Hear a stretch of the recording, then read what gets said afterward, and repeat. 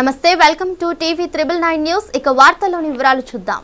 భద్రాద్రి కొత్తగూడెం జిల్లా ఇల్లందు పట్టణం తెలంగాణ రాష్ట్ర ప్రభుత్వం ప్రతిష్టాత్మకంగా తీసుకుని ప్రవేశపెట్టిన ప్రజాపాలన కార్యక్రమాన్ని ఇల్లందు శాసనసభ్యులు గౌరవనీయులు కోరం కనకయ్య సూచనల మేరకు ఈ రోజు ఇల్లందు మున్సిపాలిటీ పరిధిలో 18వ వార్డులో వార్డు కౌన్సిలర్ పాబోలు స్వాతి కిరణ్ ప్రజా సమస్యలపై దరఖాస్తులు స్వీకరిస్తూ వార్డు ప్రజల అనుమానాలు తీరుస్తూ ప్రజలకు సలహాలు సూచనలు ఇచ్చారు. అదేవిధంగా ఈ రోజు జరుగు ప్రజాపాలన పరిశీలనలో భాగంగా municipal commissioner Naveen, municipal manager Ankushavali పాల్గొని ప్రజా పాలనను పరిశీలించారు. ఈ సందర్భంగా వారు మాట్లాడారు. ఈ కార్యక్రమంలో ward special officer Kasim, Shailaja మరియు మాయాకృష్ణ, అనుబాబు, విజ్ఞాన్, 18వ వార్డు కమిటీ సభ్యులు తదితరులు పాల్గొన్నారు. ఇల్లందు ప్రజలందరికీ నమస్కారం. నేను 18th ward councillor Swathi Pabolu. ఈ రోజు ప్రజలందరికీ తెలియజేది ఏమనగా, మన తెలంగాణ రాష్ట్ర ప్రభుత్వం పెట్టిన 6 గ్యారంటీలు ప్రజా అభయహస్తం దాంట్లో ప్రతి ఒక్కరు కూడా పాల్గొని ఈ 6 గ్యారంటీలని వినియోగించుకోవాలని కోరుతూ, అందులో ఏ సమస్య లేదు.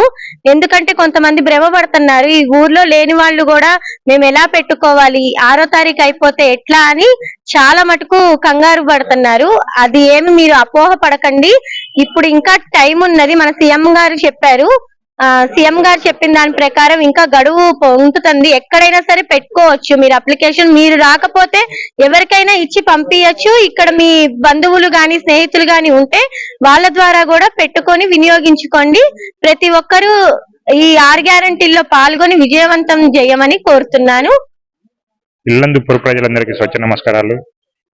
ఈ ప్రజాపాలన ప్రోగ్రామ్ లో భాగంగా చివరిగా లాస్ట్ 2 ఇవాళ రేపు మిగిలి ఉన్నది. ఇప్పటివరకు మనకి దాదాపుగా 8,000 అప్లికేషన్ రిసీవ్ అయ్యాయి. అన్ని కలుపుకొని ఇంకా ఈ 2 రోజుల్లో అందాజుగా 1,500 నుంచి 2,000 అప్లికేషన్ రావచ్చని అనుకుంటున్నాము.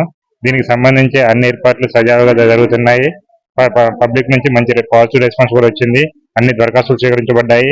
సో పబ్లిక్ నుంచి మంచి పాజిటివ్ ఒపీనియన్ ఉంది. కాబట్టి ఇదే విధంగా రేపటి నుంచి దీనికి సంబంధించి ఆన్లైన్ ఇంటర్వ్యూ కూడా జరుగుతుందని చెప్పేసి ప్రజలందరికీ తెలియజేయడం జరుగుతుంది. Thank you. మరిన్ని వివరాల కోసం చూస్తూనే ఉండండి టీవీ 999 న్యూస్.